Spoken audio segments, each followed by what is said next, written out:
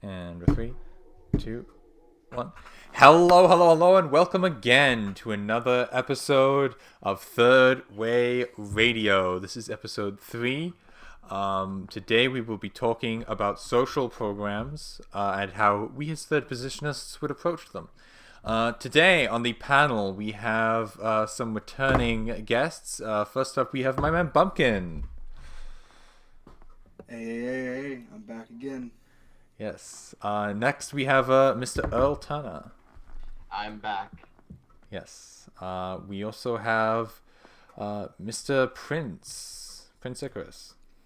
Hey everybody. Yo. And then we have another returning guest. Nothing wrong. Hello. Hello. Oh. And finally we have Mr. Apollo. What's up, guys? Okay, and that is our panel today. So today we'll be going over, as I said, social programs and how we would approach them as third positionists. We have a fairly sizable list today, so let's start with the first one, which I think we will all agree on. I don't think that any of us would be I wouldn't imagine any of us would be in disagreement on the first topic. First, we have universal healthcare. So does anyone want to open up, or should I just, I guess the first thing we should probably run down on that is, especially in the context of the US, right? There's obviously problems with how healthcare is managed in the US, right? The thing is, healthcare has been really perverted to. In an ideal society, healthcare is supposed to be used in dire circumstances, when you have cancer or something like that. But now it's basically used to keep people alive who destroy their bodies through overeating or the unhealthy use of drugs, which should not be encouraged. Yeah, and that as well. Like with all I guess this is kind of off topic, but with all the pharmaceuticals and stuff, and just them pumping everyone's body full of I think it's 3 in 4 Americans take a drug of some kind, take a pharmaceutical of some kind. Yeah, it can't be healthy for you, and it does rack up there in all the money that Americans have to spend on drugs and stuff, right? Especially vital stuff like insulin and schizophrenia medication as well. It's super fucking expensive too in America. So how would we all would we all be in agreement on for or against universal healthcare? For. How about everyone else? Well, For it. I think you have to define your terms first of all, right? It's like what would be covered in your third position as universal healthcare? Are we talking like everyone has the right to go with a broken arm? I would imagine that would be the case. It would be a national. There wouldn't be private healthcare anymore. It would be a nationalization of all healthcare services. Yeah, exactly. I would how would we define a healthcare service? Would dental be government as well? Yes. Yes, it would be a nationalization of all previous governments like Bismarck in Germany and many other governments that had a big social safety net have done this pretty well. You just need a strong bureaucracy to handle everything. Okay. So then what about for example, what about drugs, right? Would would you consider prescriptions to be would there be price fixing, or would we just hand them out for free? And prescriptions are for free. I believe we would hand them out for free, but it would be under you would have to obviously show some need. We're not going to give anyone opioids who ask for it. It would be prescription based. Yeah, it would be free. It would be prescription based. I think for-profit prescriptions is really bad. It is. A pharmaceutical company just being privatized was a terrible idea from the start. Just put it this way, right? Should we really allow companies to make profit off of drugs that people need? Yeah, it's well, the counter argument would be we wouldn't have these drugs if it wasn't for the incentive of the wealth that was created for these companies who are seeking profit, right? we wouldn't have billions and billions of dollars that don't come from the government, right? These are the capital that these companies put forth themselves to develop these drugs. Otherwise, and a lot of it goes to waste, right? A lot of the times they don't develop what they need. They fail in creating a drug, and this is billions of dollars every year that the government doesn't have to spend because they're allowing private companies to take that risk and fail. And the only reason that they do that is with the incentive of profit, right?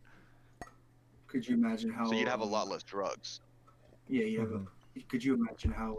I would counteract that, because could you imagine military spending going towards that?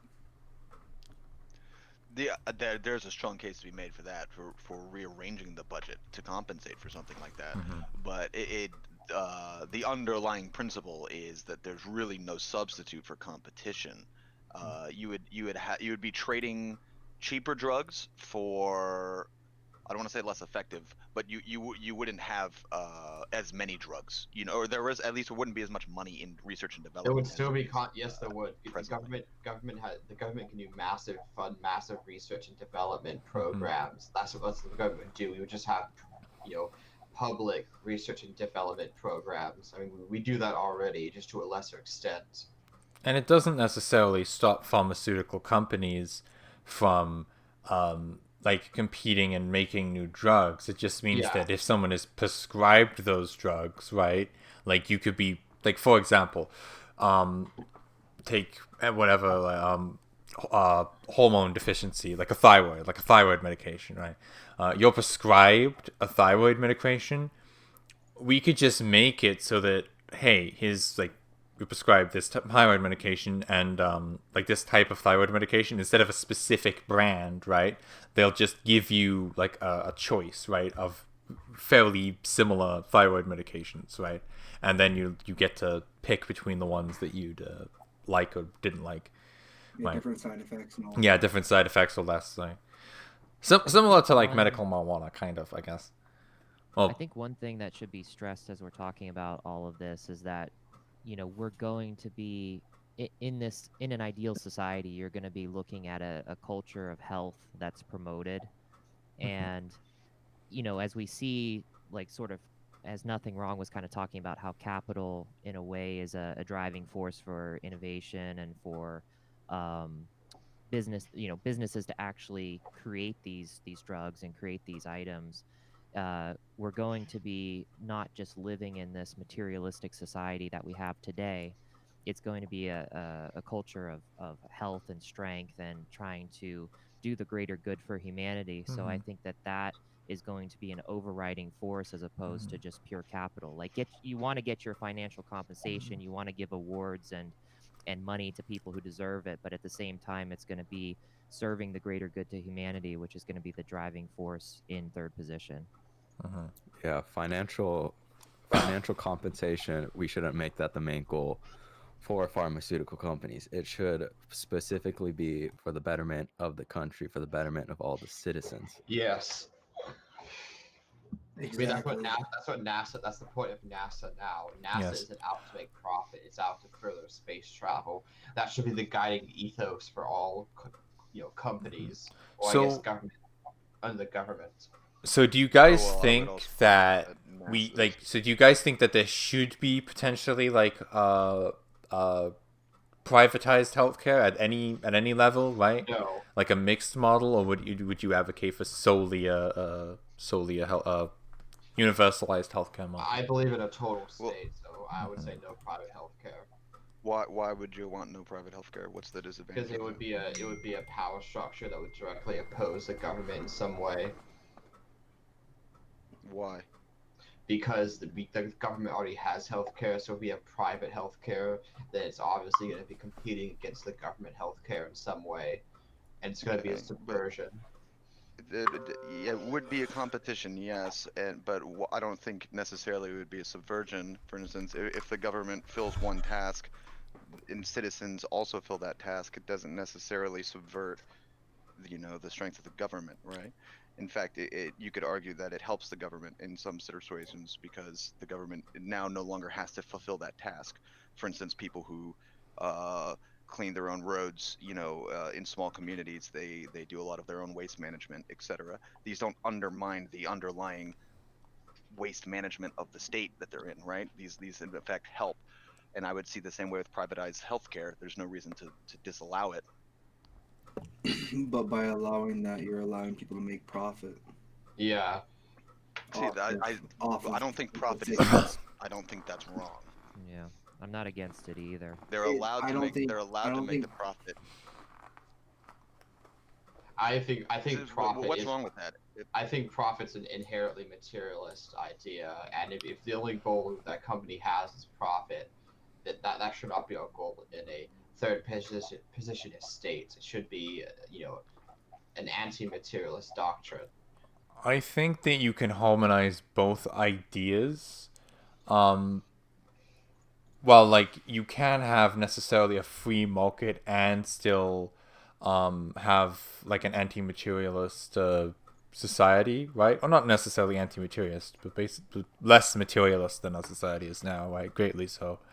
I don't think the two are like necessarily mutually exclusive.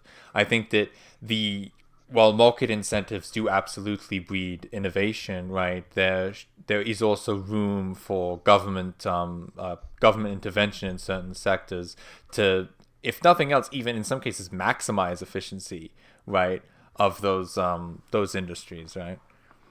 Like, for example, what we do with the police, right? Like, we would never privatize the police. That would be dumb, right? Because the only way of delivering the best possible product in that instance is to make it bipartisan through the state. My whole point is, though, because if you have privatized companies, right, creating what was I gonna say? Yeah, creating pharmaceuticals, right, for instance. That company is going to be looking for profit, not for the betterment. Yeah, they're going society. They're going to lobby against public health care because it benefits them to have less government money going towards. Well, they wouldn't be able to lobby under a third positionist system, would they? Well, they would try to. If lobbying wasn't legal, they do. Like, that's a whole other subject, but like. Not the whole other subject, but to continue my point, right? So, for instance, right, why would a pharmaceutical company look for a cure when they can just give a pseudo cure that doesn't actually cure it, just so they can just keep prescribing that same medication? Now, I would argue that should be illegal.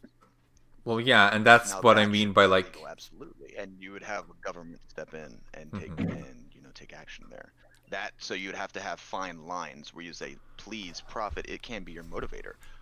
So long as you're innovating, right? Now, if you're doing this kind of planned obsolescence, as it were, with drugs, then that should be, incredibly heinous crime in that society, right? And you would have these people removed and placed in prison, probably forever, if you were doing something like that.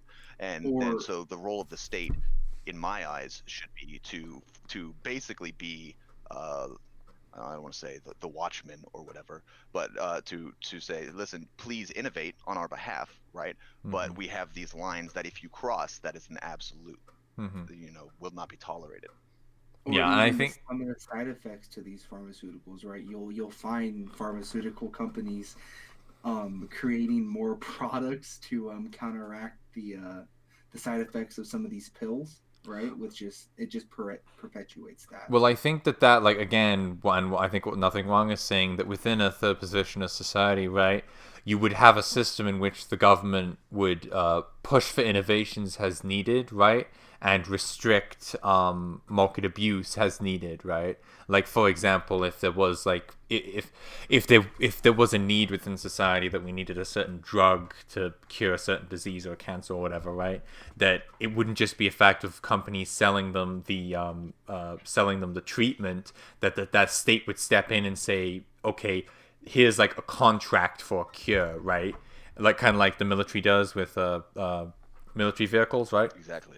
Is a contract for a cure, and then that would incentivize those companies to go and pursue those innovations as needed. Okay.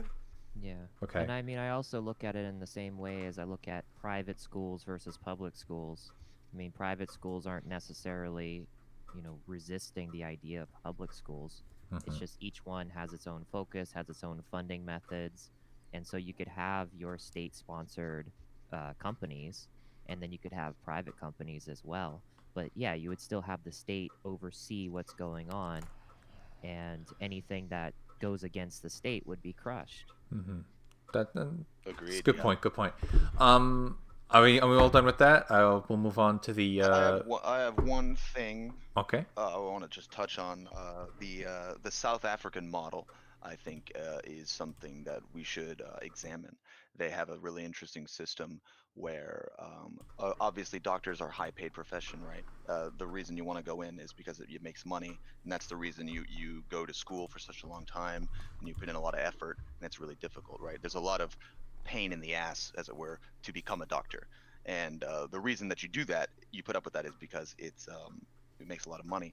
Now in South Africa, the system that they have, which I think is very clever, is in order to become a doctor, when you have finished your degree, before you can go into the private medical field, because they have the mixed model. Before you can go into private medicine, you are obligated to serve, I think, 3 years. You have to be a public servant doctor for 3 years or 5 years, I'm not sure. And once you have done that time, then you are eligible to make the money as a private practice doctor. So I think that is a clever way to integrate both. That is, and that's something that I think we can apply to many fields. Engineering perhaps. As well. Yeah, that's definitely a good policy proposal there. Okay, next up on the list will be UBI. I think this is more of a divisive topic. I feel like Yeah, I'm not for UBI, honestly. It just doesn't really make sense. People shouldn't just get money for living and breathing. They should get money for working. That's why I support healthcare, because it's a crutch to allow people to work harder, so they don't have to worry about being sick. Because with no universal healthcare, if you get sick, you're gonna go into the office no matter what and infect your coworkers, and you have even more people sick, etc. There's many examples like that. But for UBI, I don't think you should get money just for existing. What does everyone else think? It may be something that could be temporary, because as we've had some discussions about people who work in fields that don't necessarily apply to the market very well, or like get degrees in fields like liberal arts, for example. I mean, I think that beauty and art and the humanities is something that should be really stressed in a third position society, but may be difficult for somebody on their own to find a position, like a job position in the system. And so maybe temporarily you could use something like UBI so that somebody could kind of get to a certain level.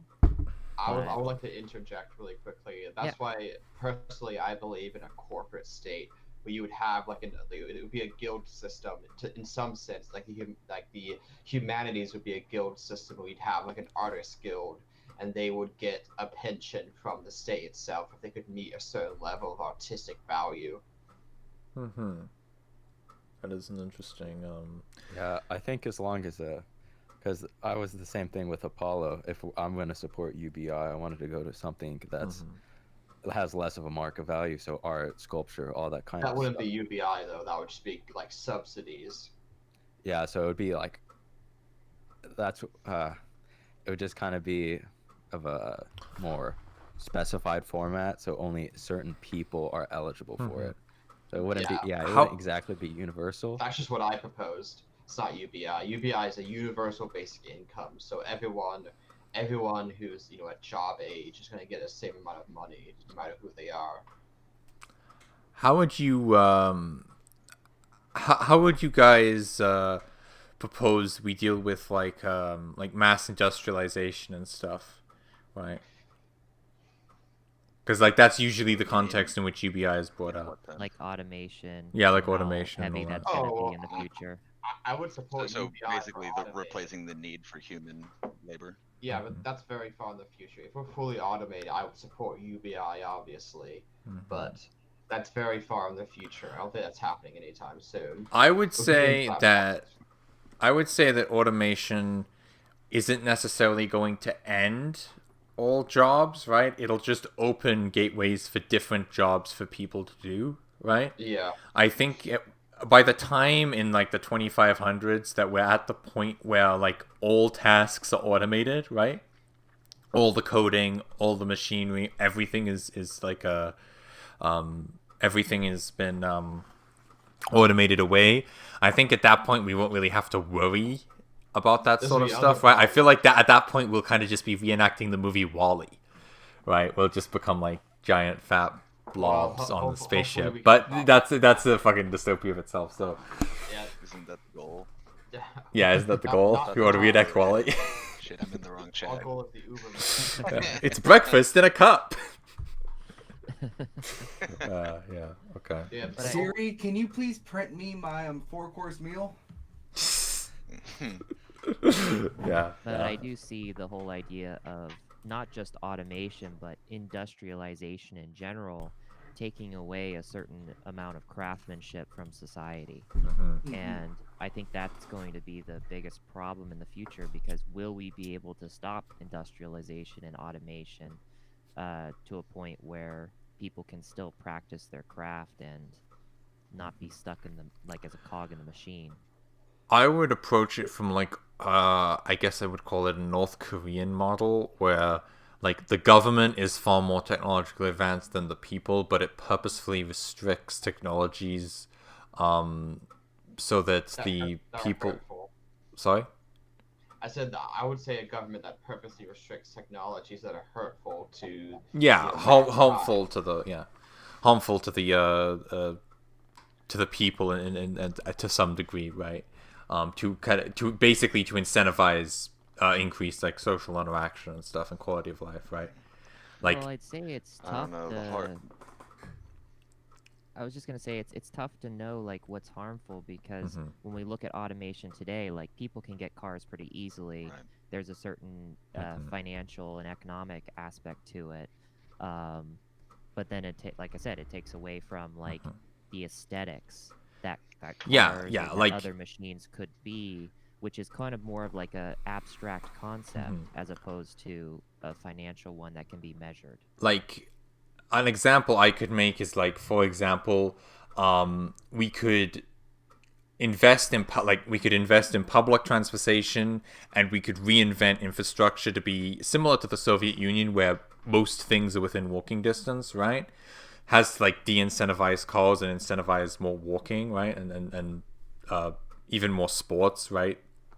Like because if everything's within walking distance, then what's the need for a car, right? I would like to say one thing. Like, I've gone to the Netherlands before. In the Netherlands, most people ride bikes everywhere because they're all very fit and healthy, and it's less pollution too. That's a perfect example. That's great. Well, because like incentivizing bike riding is another good thing. Even if like hypothetically, if we could turn back the clock, and I was like third positionist dictator MacGuffin, right? I probably would restrict computers and the internet from the people, because I feel like there's a lot of questions we fail to ask ourselves before we introduce this technology, and there's a lot of questions that we don't have very good answers for now, right? Now that the age of the internet is here. So I feel like those sorts of things, like purposefully holding those things back until we have not just the support, but has a society, the restraint to kind of properly use those things, right? Yeah, we need to move towards a direction that we want to go. We can't implement everything at once. Yeah, create a more like a less gluttonous and prideful society, and a more like a selfless and honorable one, right? I think restricting speech is maybe a dangerous way to go.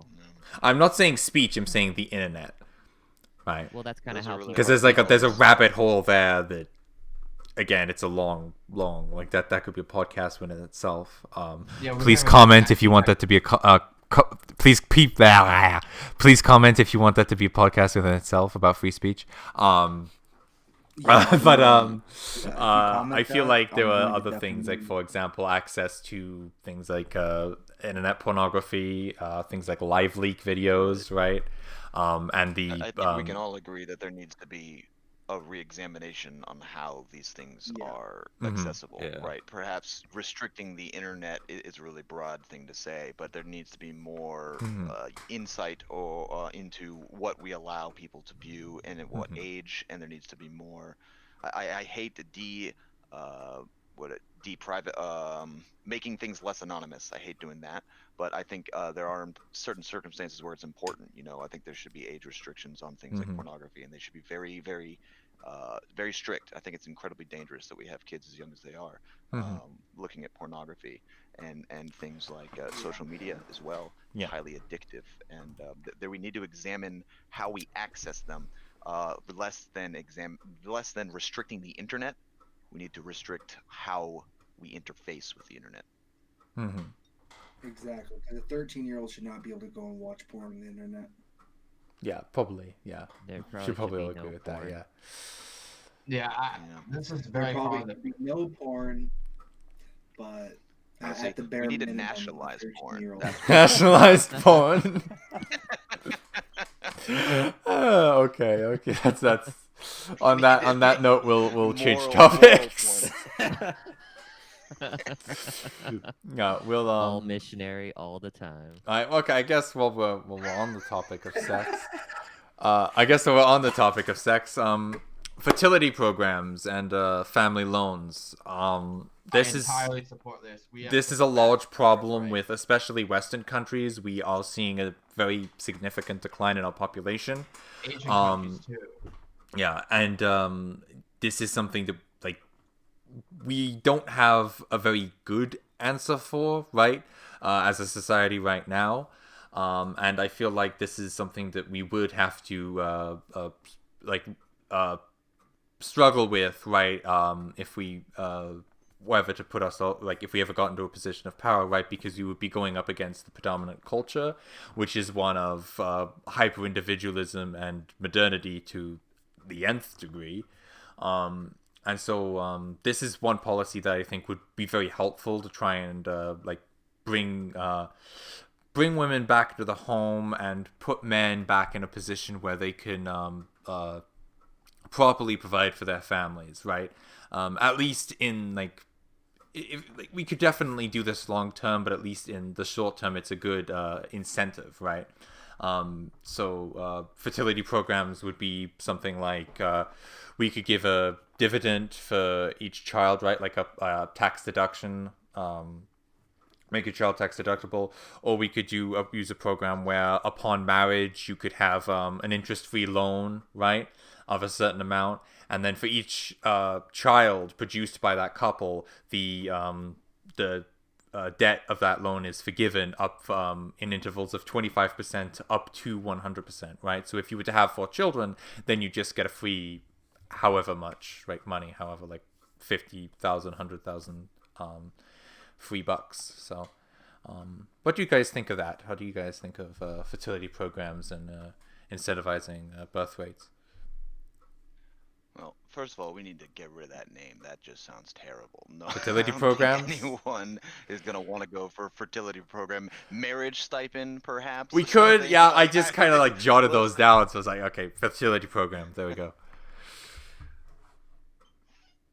Yeah. The only I thing think, that incentivize. How about we call it baby bucks? Baby bucks. Yes, baby bucks. You've heard of welfare. You've heard of cuck bucks. Now get ready for baby bucks.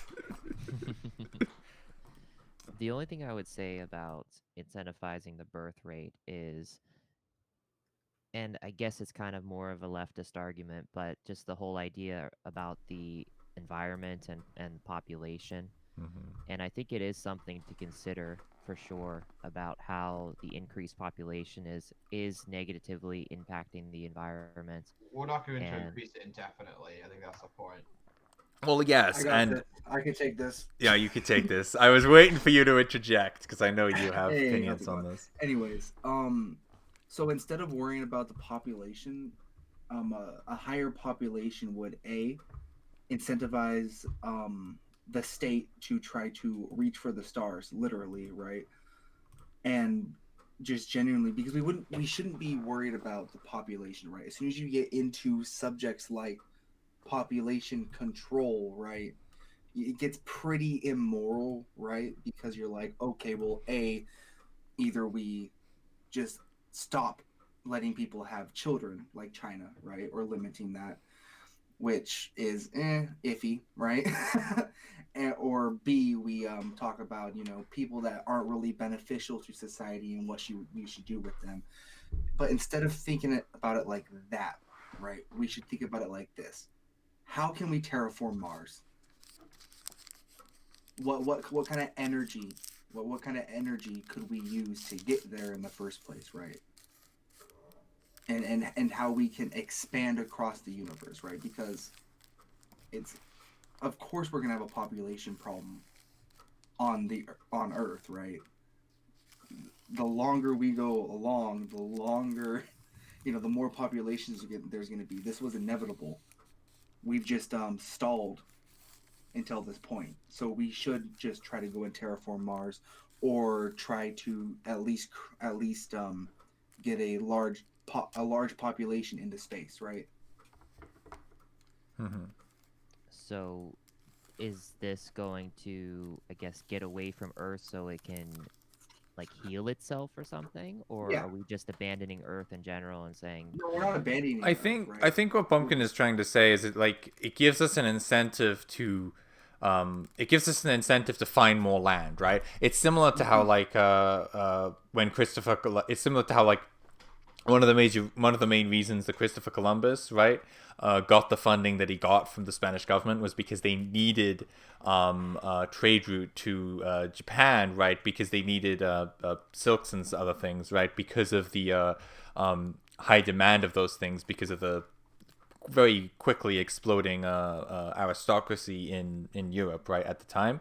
And then when the reason that they had the incentive to send a bunch of colonists over when he found the Americas was because there was an overpopulation problem and a dirt problem in Europe at that time, right? So they needed somewhere that they could go and extract more resources and colonize, right? They needed more land.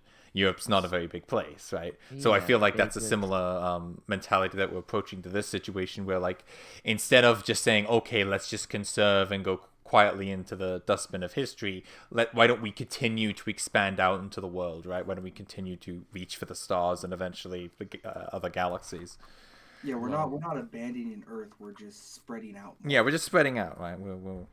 Well, so if you're using the example of coming to the Americas, for example, the increased population of the Americas did a lot of destruction towards the natural ecosystems of this area. Like most of New England was actually deforested by the 1700s or something like that. So most of what you see in New England in terms of habitat is all second growth or third growth trees. And so, looking at expanding and continuing what we're doing today, it's really, in the end, what I see likely going to happen, unless we can somehow come up with environmental programs that can intelligently restrict things. I think that the more we expand, the the greater impact we're going to have towards the natural biodiversity among plants, animals, wildlife, insects, everything flowing together. And that's something that to me is very important, is to try to preserve that. And I don't think that this expansion idea is going to put that at the forefront. Well, I think okay, first of all, we don't have to worry about that on Mars because nothing currently lives on Mars. We'll have to we'll have to plant everything ourselves, number one. Number two, North America is more North America today is better off than North America when the Europeans found it, and most of that was because of reclaims that happened at the beginning of the 20th century, right? It was for a very long time, we did absolutely pillage North America, and we have almost completely recovered, actually recovered and then some, especially when you're talking about trees. There's, I think, 3 times the amount of trees in North America than there was when the Europeans came here. There's massive ecological reclaims in the past 100 years alone, right?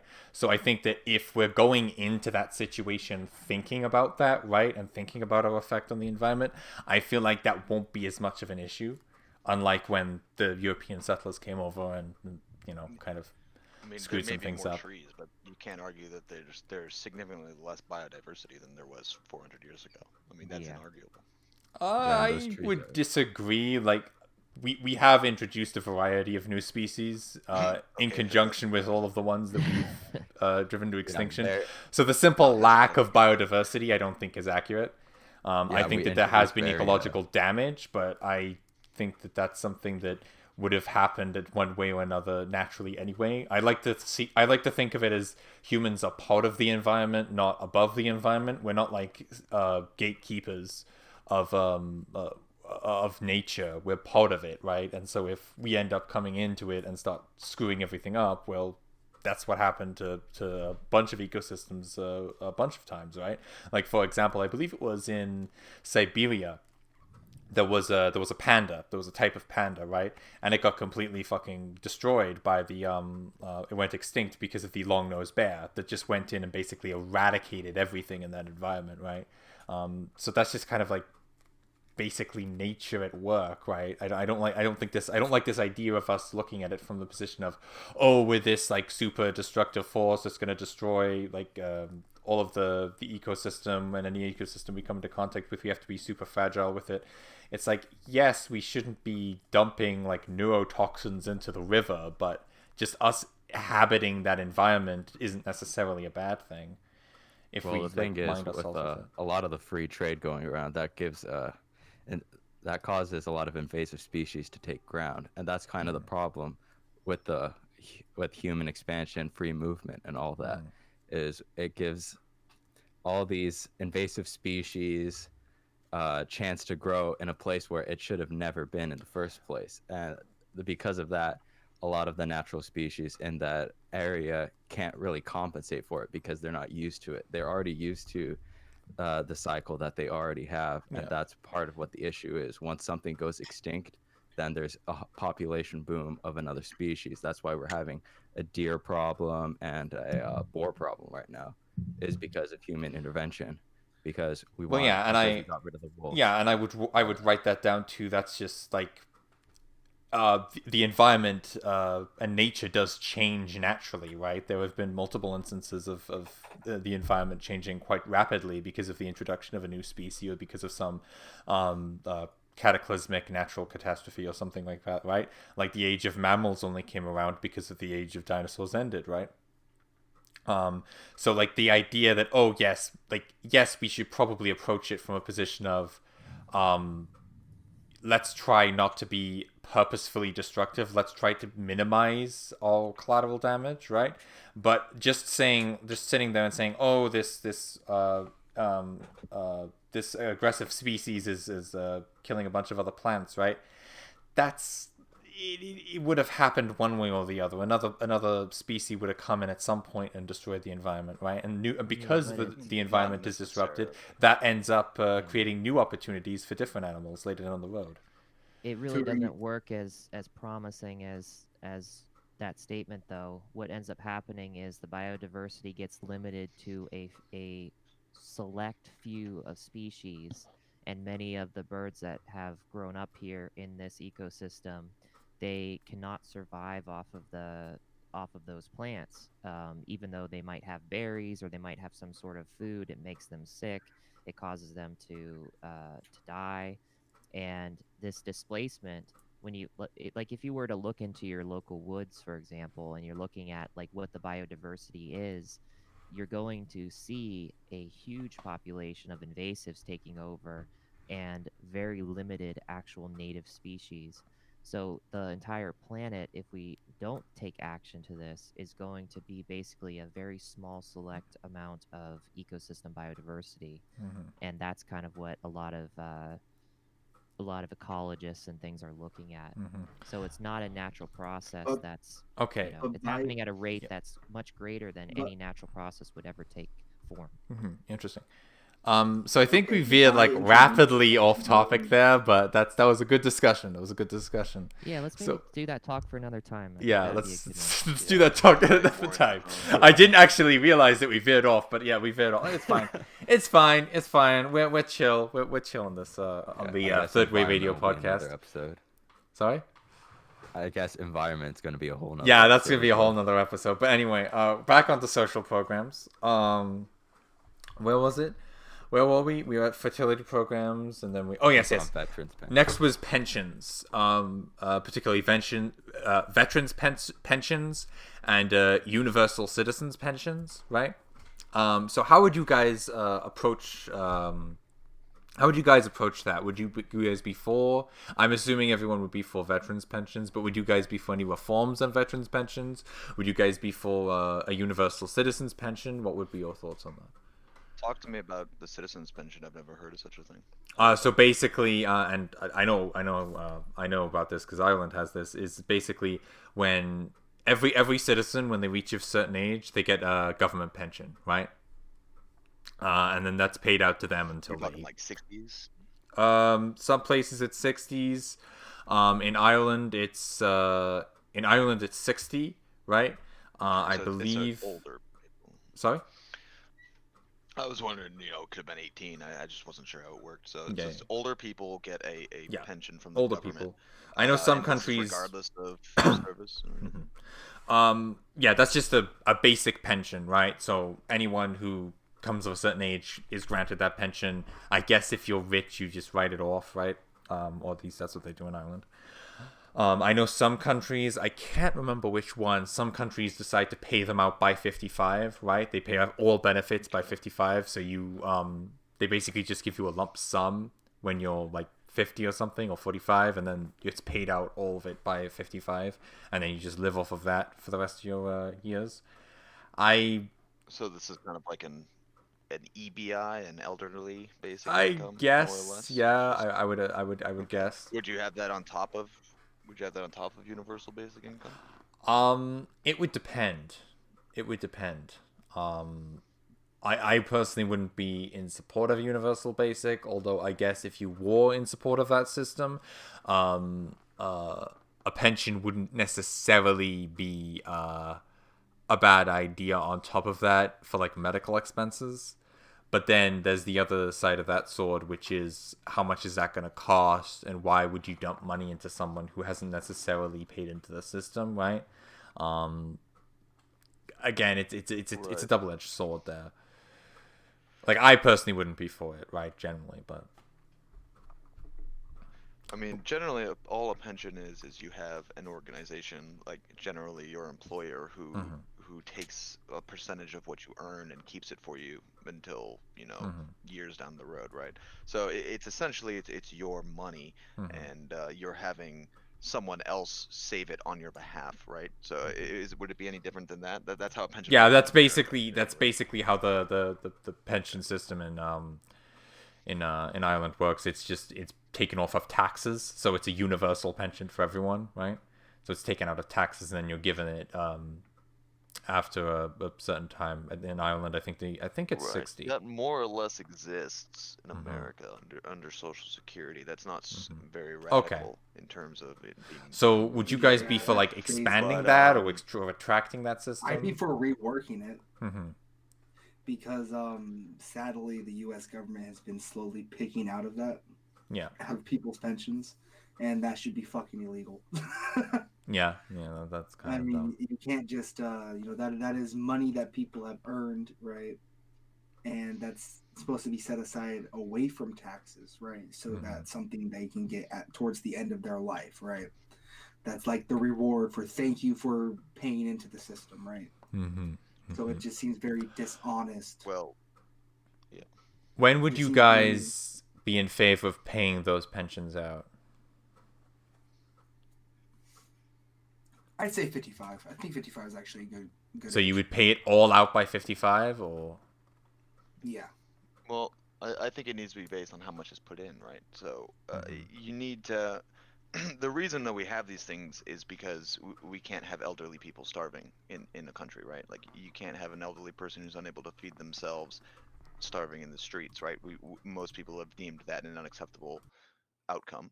So the reason that you have this is we have people from the time that they're young save up money, unwillingly as it were, but that we save money on their behalf so that when they're elderly and can no longer work, they can still be provided for. So it needs to not be a set age. right? Because it's not really the age that's important. It's can you provide for yourself. So Mm-hmm. when enough money, whatever we deem is, the minimum wage, as it were, when you can survive off of that pension on a daily payout, once you reach that number, you should be able to take out your pension, even if you're 31. I mean, I don't see a reason. It doesn't need to be based on age. It can be based on can you provide for yourself based on your pension. And as for like veterans pensions, and I guess disability is what this really should be, like veterans disability payments and all that stuff. What do you guys think about? Like would you guys support an amount paid out to all veterans, right? After their service, or would you support like increasing the amount of in disability payments, or how would you? Yeah, I would. I'd be for after their service a pension, 100%. Yeah, I mean that just seems obvious to me. That you do something like that. Like we have such. So wait, hold on. So like a guy goes into the army at 20, he gets out at like 26, and then he's getting a pension, is what I mean. Yes. Yes. Okay. Again, it should be based on how much you've put into it, right? So if you are in the army for 6 years, then you get a 6 years pension value, right, paid out to you weekly or whatever. Makes the most sense to me. Interesting. Anyone else have some topics on that or opinions on that?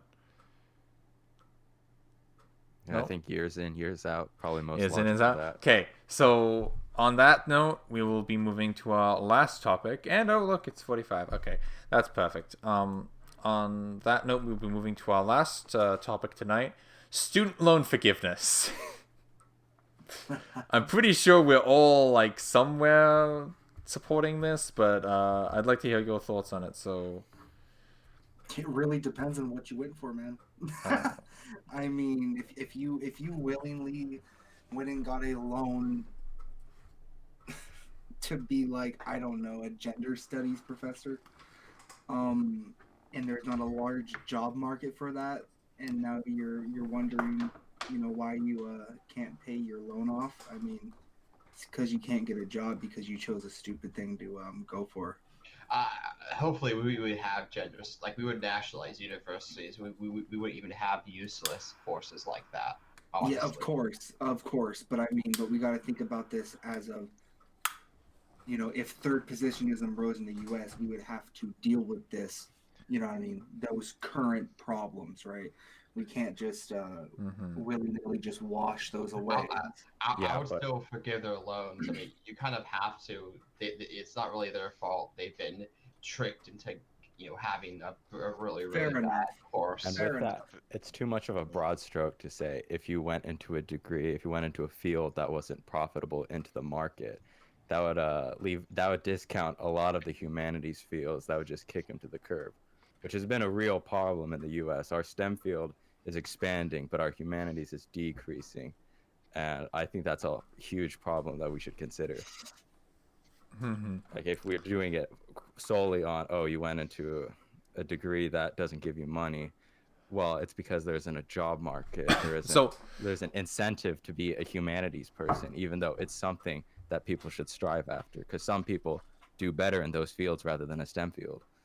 So how necessarily would we be able to like incentivize people to go into other fields? Would you do a system like, in terms of student loans, a certain amount of the loan is forgiven or interest is lower based off of which field you go into, or what? I think that there should be separate schools that you go to for separate studies. I think sending everybody to university is probably for like different fields is probably a bad idea, because you want certain subjects to be kind of built upon at an early age.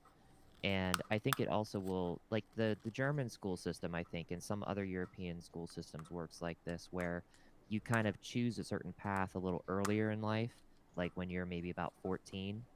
And I think they have like these different schools called like gymnasium and other things that you would go to if you wanted to pursue a certain path. So I hate the way that like the American system is, where it's like you go through this basic education all throughout grade school and high school, and then you just are supposed to just show up into university and pick something. It's like half the people don't even know what they're studying when they actually go for it. Like there should be some early age intervention there in order to get people involved, and then maybe different schools that people, that people veer off into at a certain point. Right. Also, if you're going to be like, I don't know, a history teacher, if you're going to, I don't know, be a teach the younger population how to read and write or all that stuff, if that's the field you're going into, there's really no reason that you should have to take curriculums in math or in any of those things. If that's we need to have a more streamlined schooling experience. Like so much of the shit they teach students, like in general, is really unneeded. If you want to be a farmer, you really don't need to. You really don't need higher mathematics. Right. I mean, if you want to teach history, right, you shouldn't have to know geometry. Yeah, you shouldn't have to know geometry, right? So yeah, I think on that it's kind of like a money-making scam. You have to take these classes, you have to buy these credits. That's probably kind of the incentive. A lot of problem with the university is the incentive isn't to create hardworking individuals who can think outside of the box. It's just we're making money. We're making money off of textbooks, tuitions, people buying and taking these stupid classes that they don't really need to take. It's basically college in America. It's high school 2.0 that you have to go into debt for instead of getting it for free. Yeah, exactly. It's exactly it goes back down to it's privatized and it's bad. It's it just wants to make money off of your suffering. Well, it's unregulated and it's bad. I would argue. I would tweak what you said there. Okay. It's the lack of regulation that makes it bad. I would so like would you guys everyone here would agree with student loan forgiveness to one degree or another. Right? What do you mean by that? Yes. So for instance, if I go to school and I'm $10,000 in debt and by the time I'm 40 it's forgiven? No, like across the board government just pays for the it's a one-time thing. No. No. So like wiping the slate clean and starting. Yeah, basically just the government coming in and just paying for all their loans, right? And then assumably we would perform all those reforms after the fact, right? Once we've done all that, because the system is obviously quite broken. Yeah, I'd have to think on something like that. It's like for instance. But I don't think that you should have government subsidies for everything. I think part of the reason that rather you shouldn't have student loans through the government. It should all be privatized, right? Because at the end of the day, the bank giving you the loan is going to be interested in getting that money back, right? So you're going to have less bad loans, as it were, right? Because the bank is going to be smarter about who it loans its money to, right? So you will have the people who want to be we'll just say less profitable. That's not necessarily true. Well, yeah, that's not necessarily true. And the government, the banks will make bad loans purposely, and knowing that people won't be able to pay it back. That's true, right? You're right. So you're right that there is that system, or there is bad loans that are made on purpose. That is true. However, the government gives out money no matter what you study, right? So you can get money from the government just for studying at the university in America. So when you have a system like that, you will 100% of the time have people who can't pay that back, right? If you give money to everyone, not everyone can pay it back. 100% of the time, you will get bad loans, right? Wait a second. So at least the bank will sometimes make good loans. And when you have the bank gives you out the money, and then that money gets paid back, hopefully, then the price of education should go down, because part of the reason a degree is so expensive is because we have to cover the people who can't pay their loans, right? Wait, I'm part confused. of the reason it costs. So I don't advocate for like government loans for students. I would advocate a nationalization of universities.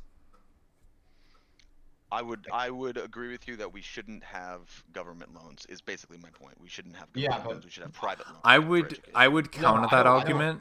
I would counter that argument. Nothing wrong, because I would say, like, under the current system and the reason why loans are so expensive in so many states and especially in certain countries in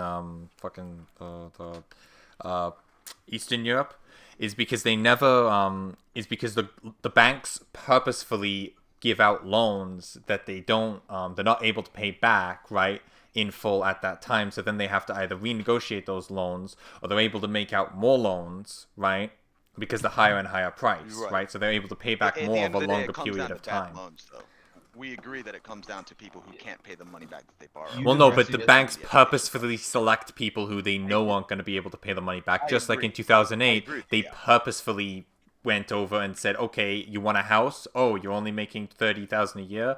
Here you go. Here's your mortgage, sir." Like they did it on purpose to make more money absolutely. long term. Right. Right. That- So what that's what I obviously would something that can't be propose, I tolerated. suppose, would be like, what if we could have it like both ways, and we just we nationalized the banks, right? And so then kept it so that and so then we made it so that those nationalized banks only handed out loans that was fiscally viable for them to be able to pay back, right? For the student in question to be able to pay back, is how I would approach that specific situation. I tend to agree with that. I think that at the end of the day is the best solution, is to have a real examination of what fields are going to be more likely to bring back the money that they're loaned, and what fields that we are willing to risk money. Obviously, we're willing to risk more money because we want better doctors, right? So we're willing to risk more people not paying that back than, for instance, a history degree, as important as that is. But yes, I do agree with that principle. Yes. I have an alternative idea to the student loan forgiveness program. Is that what if instead of forgiving the loans, we tried to offer jobs that allowed them to pay back these loans? Yeah, but the loans are ridiculous. The universities don't need to be charging this much for loans. Like, the universities charge a ridiculous amount of money for loans. What would like, be the university should be naturalized. What would be your What would be your approach in that, Apollo? Like, would it just be like public sector work, or would it be specific jobs would be reserved for those people? Well, it would probably have to be something in the public sector, because I think it would be too hard to privatize that. But I mean, I'm just looking at like what Earl was saying is like, yeah, the amount of debt that you go into for certain majors in school is ridiculous. I mean, the only majors that tend to be able to pay off their degrees in a substantial amount of time is like the STEM fields. And so like people who go into fields that are expensive, but the career, the I guess the salaries don't meet that, then they should have maybe a portion of that, because I mean the schools do have to make some money off of it. And I think that we shouldn't I mean, maybe we shouldn't necessarily just like say, hey, you're just completely forgiven, because as we try to nationalize the schools, as we try to integrate our policies into these schools, we don't want them entirely against us, because it's just going to turn these people completely away, like the administration of the schools, and who kind of built and created these schools, just as kind of like a devil's advocate. Would your jobs be independent of your field? For instance, if you have a history person who studied history, would you have them plant trees, for instance? Because you can't necessarily just make history jobs, right? Yeah. So you would have them do. I could agree with that. Yeah. Maybe you Sucks, find something though. I else mean, that they're you'd have to interested know. in for a short period of time. Find something that they could do really well in, that they have skills for, and utilize them in that manner. So it might not be necessarily related to the degree, but they can at least build other skills that would be useful, that they feel passionate about, or at least enjoy to a certain degree. That's one thing that I'd thought about is creating an alternative structure to universities to have a work program where when you graduated high school, you could go to, instead of university for 4 years, you could enter a work program like we have AmeriCorps and things like this. But if you have a structured work system, and when you go and you develop these skills, you learn how to you learn a craft if you so choose, or you learn at least how to use your body and perform physical labor. And then when you've graduated, as it were, from this work program, then you could have incentives. So a company would be incentivized to hire somebody who has graduated from this work program because they have skills, and then you could have the government give a tax break to a company every time you hire somebody who graduated from work college. They get a tax break. So you'll have these students who are as an alternative to college, right? Because a lot of us would agree that necessarily everyone shouldn't have to go to college. That's not necessarily the best system. So you would incentivize people learning to do trades and physical labor, and you would incentivize hiring these people over people who didn't go to work college because they could get a tax break from the government. And then that would kind of circumvent this whole crisis with student debt, right? Because they wouldn't be going to debt; they would be going to work. Bumpkin, you wanted to speak? I completely forgot what I was going to say. Okay. Does anyone else have any idea. takes on that, or? I like the idea, and I think that having something like that that's tangential to graduation from university would also be helpful. I think it would help integrate both the state and the education system in a way that would be functional and be helpful to the citizen. But yeah, I just think that I guess I'm a little bit of the opinion economically of what Nothing Wrong kind of goes at, where it's like I want there to be sort of this mixed private state kind of thing going on. And instead of just saying, okay, we're just going to forgive all loans and forget about it, I think that there's going to be some middle ground that would be most effective and might even make more sense economically, so that we could still fund our schools, but also, I don't know. Well, I just don't see how the government's gonna pay off all these loans, this extensive amount of loans. But stop giving $38 billion to other countries would be a start. It would be a start. It would be a start. Yeah. Is that country everyone's takes there? Has everyone got their opinions out?